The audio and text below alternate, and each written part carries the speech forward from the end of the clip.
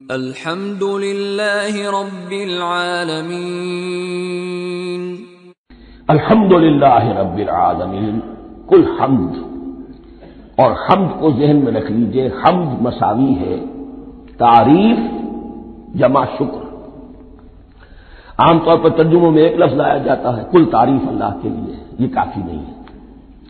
تعریف آپ کسی شے کی کر سکتے ہیں جس میں کوئی حسن ہے، خوبی ہے، کسی بھی اعتبار سے، ہاں آپ کو اس کے حسن و خوبی سے کوئی فائدہ حاصل نہیں ہو رہا۔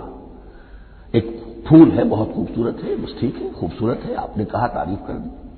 شکر کرتے ہیں آپ اس شے کا جس سے آپ کو کوئی فائدہ پہنچا ہو، استفادہ ہوا ہو، آپ کی کوئی ضرورت پوری ہوئی ہو، آپ کی کوئی مشکل رفع ہوئی ہو۔ اور آپ دیکھیں گے کہ حمد میں یہ شکر کا پہلو غالب ہے۔ جتنی بھی دعائیں ہیں حضور سے منقول، شکر کے مقام پر وہاں حمد آتا ہے۔ بھوک لگی ہوئی تھی، کھانا کھایا، الحمدللہ الذی اطعمنی وسقانی۔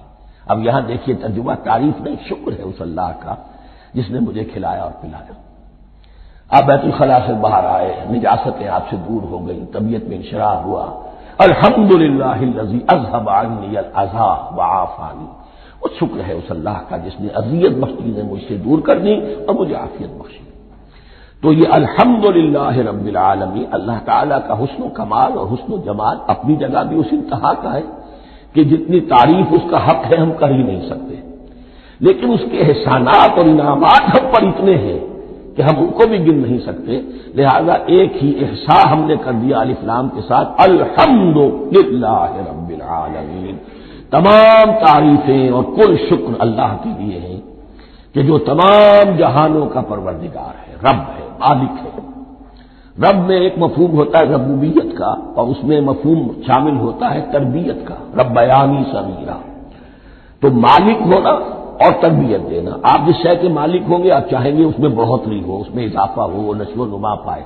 تو یہ دونوں چیزیں آپس میں ایک دوسرے کا جڑی ہوئی ہیں، پروردگار بھی اور مالک بھی۔ عام طور پر عربی میں رب کا لفظ مالک کے لیے آتا ہے، رب البیت، رب الدار، رب المال۔ تو مالک وہاں پر ظاہر بات ہے کہ اس سے مراد کیا ہے، مال والا، گھر والا، گھر کا مالک۔ تو کل شکر اور کل تعریف اس اللہ کے لیے ہے جو تمام جہانوں کا مالک بھی ہے اور پروردگار بھی ہے۔